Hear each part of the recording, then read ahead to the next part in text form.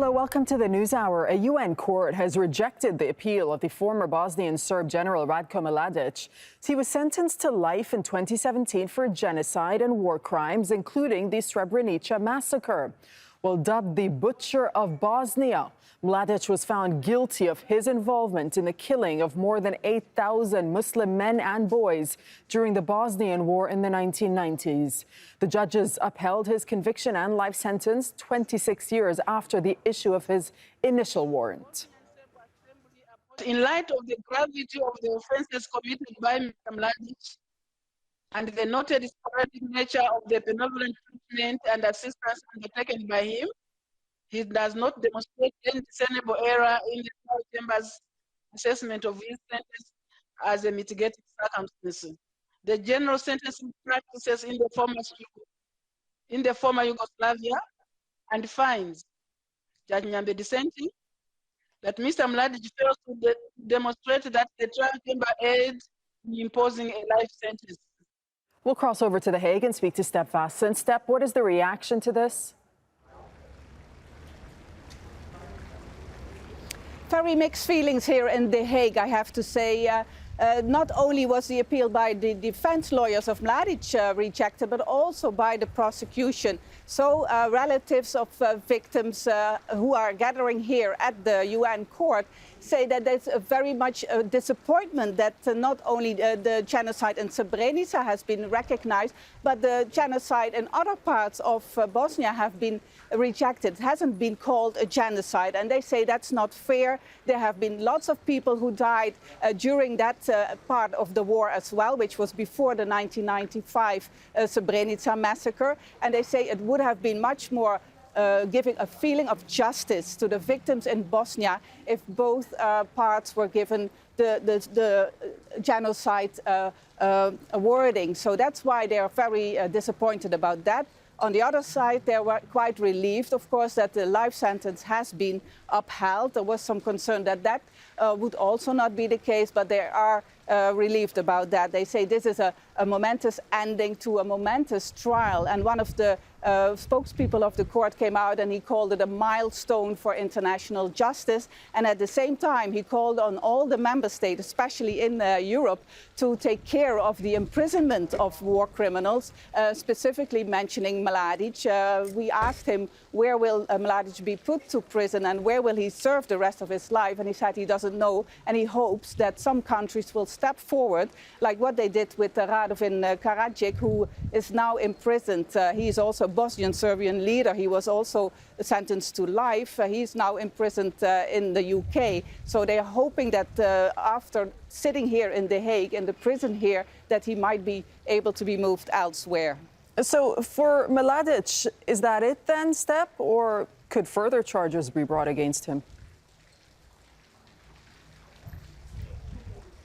No, this seems to be really the final day in court, because this has taken 10 years. It was a very long trial with lots of people coming in, testifying, lots of documents.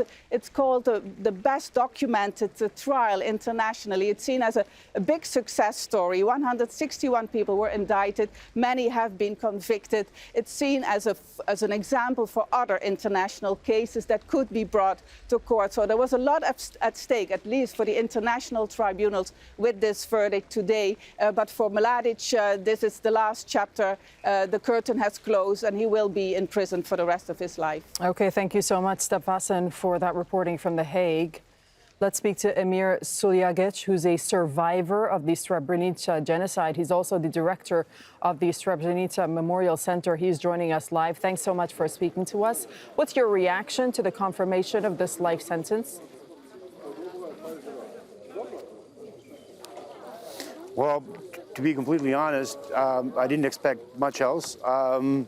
I was pleasantly surprised that 2 out of 5 judges actually voted in favor of recognizing crimes committed in other municipalities in Bosnia outside Srebrenica as genocide. I think that kind of changes the big picture quite a lot. It's now a credible and legitimate school of thought, legally speaking.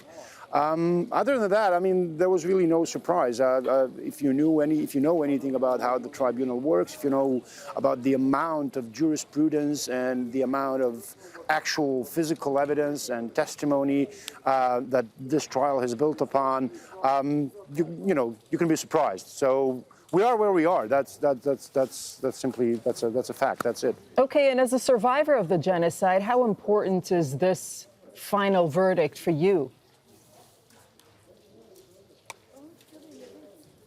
Well, I don't know. I think it's a little too early, to be honest. I mean, it's a little too early for me to be introspective, to be completely honest. I'm not quite quite willing as yet to sort of dig through my feelings. But what I do know for a fact is that I'm going to go home tomorrow and I'm going to hug my baby girl, and Ratko Mladic is never going to see his grandkids again. So, in the big picture, I think I kind of fared better.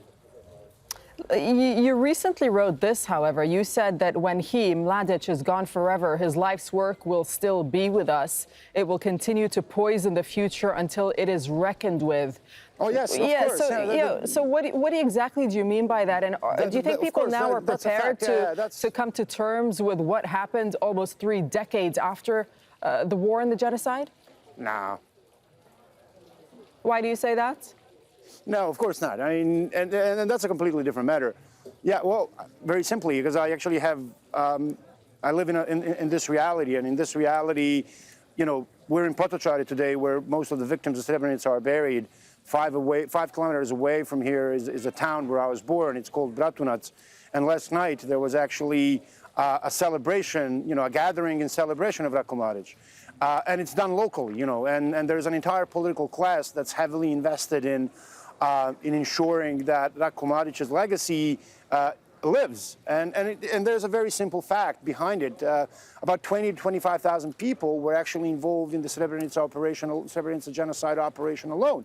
About 200,000 people at any one time during the Bosnian War have actually been under the command of Ratko Mladic. So, and these are people who are actually invested in him being a hero, because they actually have to look themselves in the mirror every day and go on living knowing that they've actually followed a mass murderer, that they've committed rape, that they've committed murder, that they've taken part in forcible deportation. So, that's why it's not. I'm not an optimist when it comes to that. But hey, we're not about to enter a dialogue with these people. All right, let me tell you straight, what we are telling, this narrative is based on facts. It's based on forensic evidence. It's based on DNA technology, all right? What they're saying is based on myth, on outright lie, and there cannot really be a dialogue. We cannot really haggle about the facts. The facts of this matter have been established. You can either accept them or you cannot accept them. That's your choice. But we're not going to entertain that. That's what I was saying.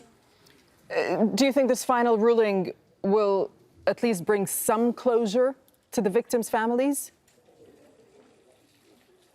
Well, I don't know. I cannot speak for mothers who have remained alone, having lost their entire families, their livelihood.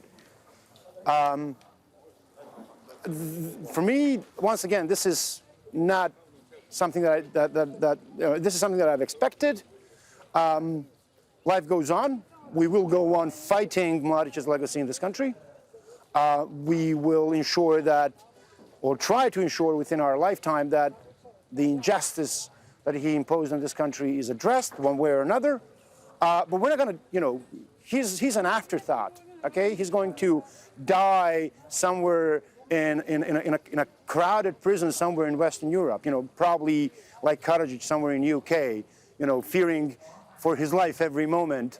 So, I guess that kind of balances it out. But for me, I cannot speak on behalf of anyone else. Okay, thank you so much, Emir Suljagic, for speaking to us on Al Jazeera. Thank you. Thank you.